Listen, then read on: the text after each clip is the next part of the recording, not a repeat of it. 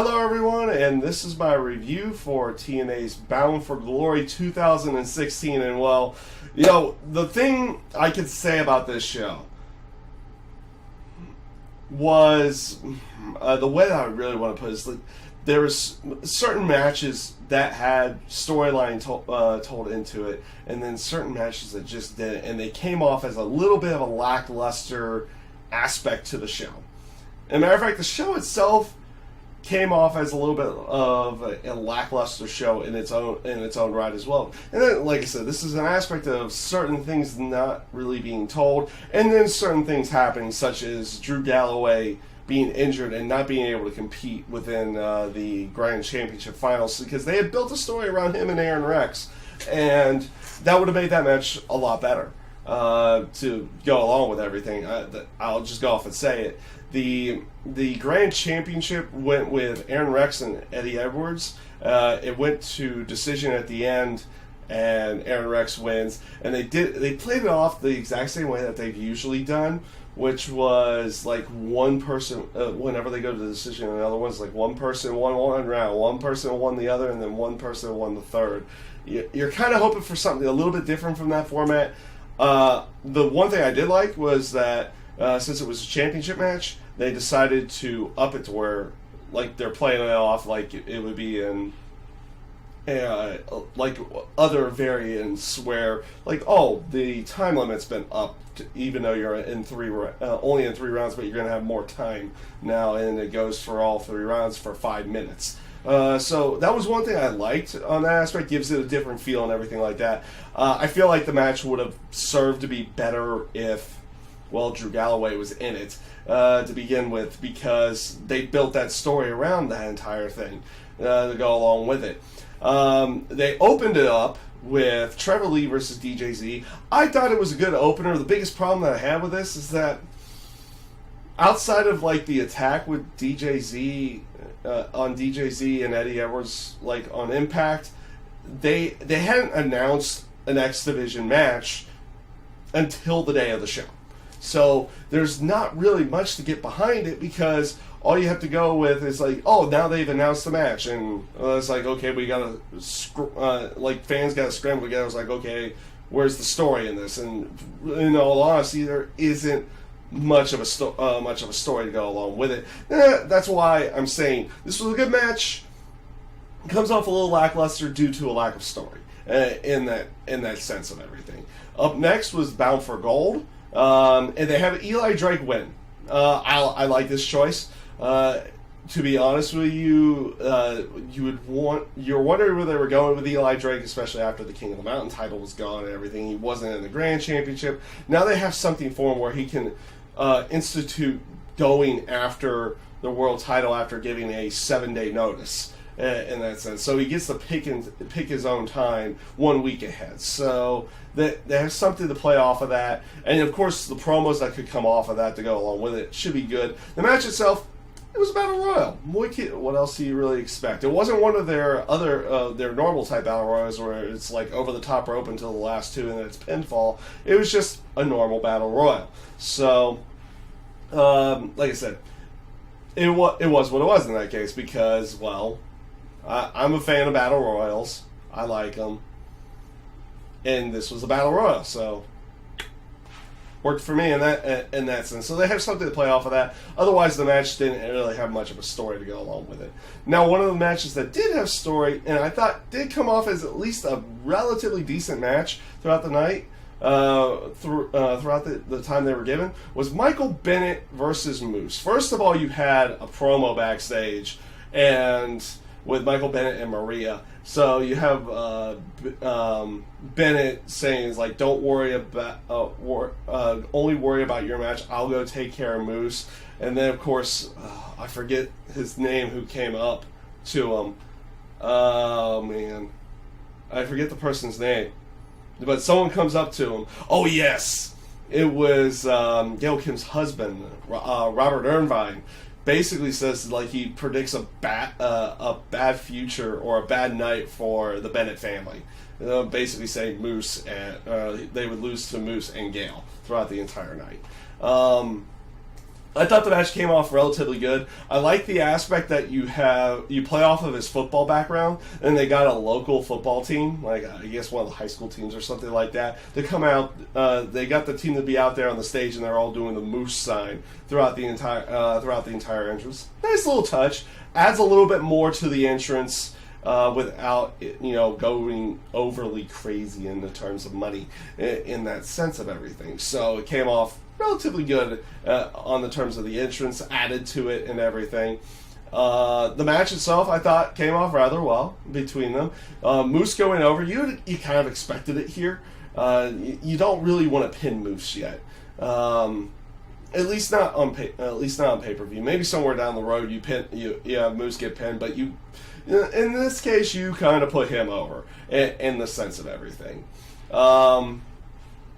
So yeah, like I said, I thought the match came off relatively good, and Moose going over I feel like is probably the right decision because they're trying to put him more over, and you can play off of other things with Michael Bennett here in the very near future. Matter of fact, you get something a little bit later on in the show to go along with everything. Up next, there's not much to really say about Gail Kim's Hall of Fame induction, other than it was a Hall of Fame induction. You wish it would be in a more like presentable thing that other than her coming out to the ring. It was nice to see. It was nice for them to be able to get like Tara Terrell to come in, Christy Hemme to come in, and Awesome Kong to come in to be there and say something as well for the induction.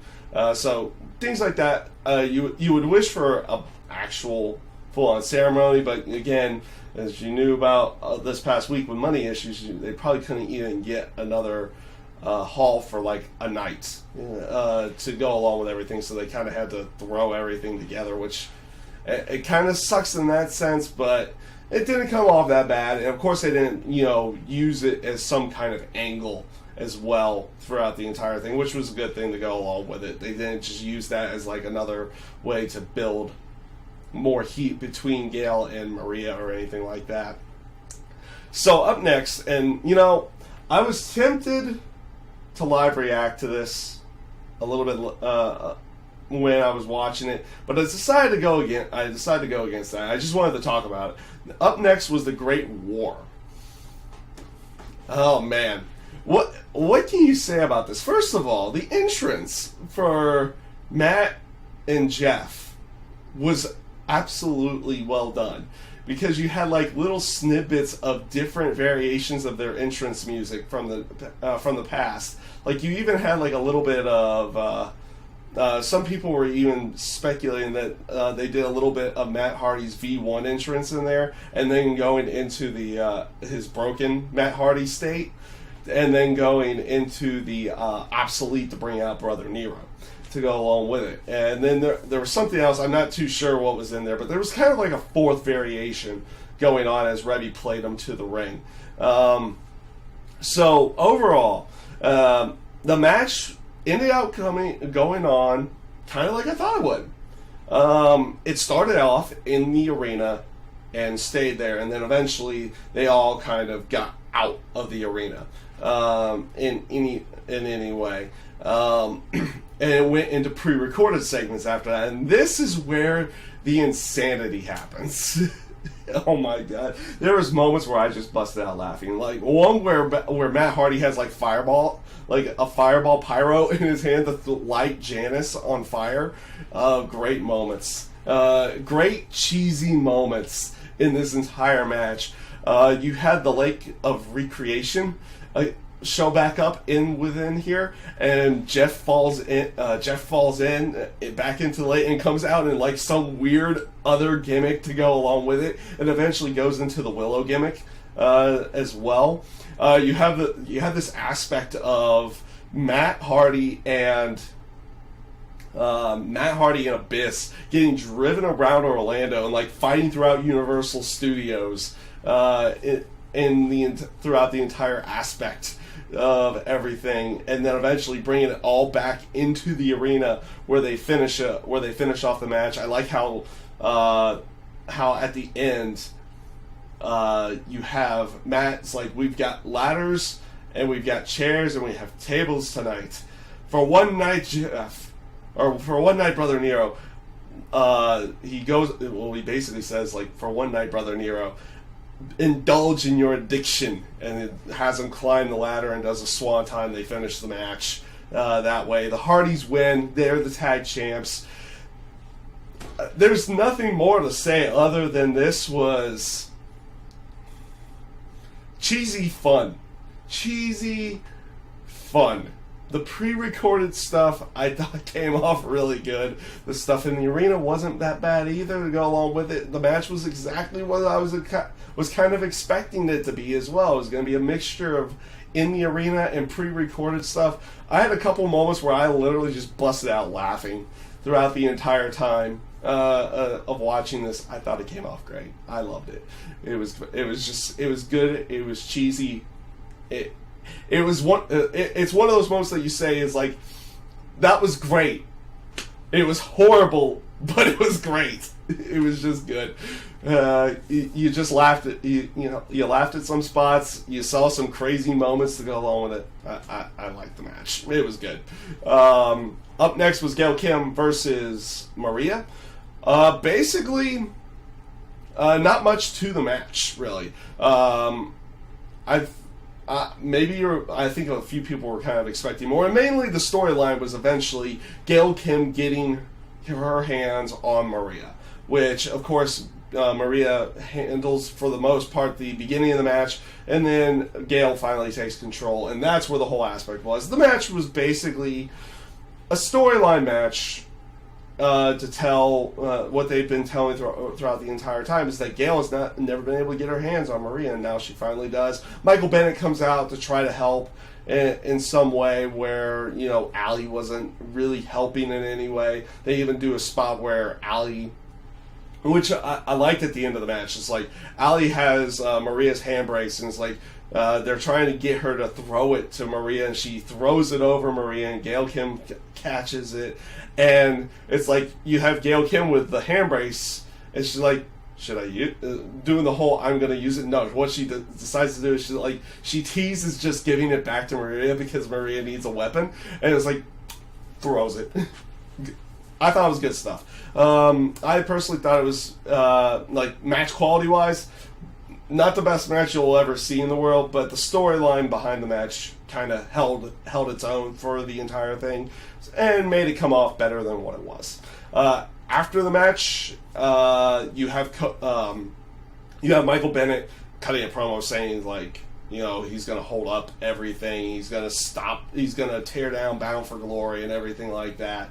And this brings out Cody Rhodes, or just Cody in this case, with his wife, I'm forgetting her name, Brandy. Yes, Brandy. Cody and Brandy come out, and they basically clear the ring of Michael Bennett and Maria to go along with everything. And yeah, there wasn't much to it after that. Like you got a good pop from Cody and everything in that sense. They kind of stare down to end that segment, and we're probably going to be seeing something with Cody and Michael Bennett here in the very near future, and we'll see how everything goes off in that sense. This brings us to the main event of the night, which was Bobby Lashley going up against EC3, and well, you know what? It was an okay match. The match was good, but it was a bit, like you could tell both these guys were kind of off. Like, I've seen really good matches between EC3 and Bobby Lashley, and this was not one of them. This was not one of their really good ones. It was good, but you could tell they were off somewhere in that sense of everything. The ending I thought was really good. It looked like they were going to go for like a 1%er off the ropes, and then it ends up being a spear for Lashley to pick up the victory, which was kind of weird. Most people were kind of thinking it's like, okay, they're going to put the face over and everything in that sense, because they put over the heels, or they put over the heel champion a lot on pay-per-view, but no, they put over Lashley in this case over EC3.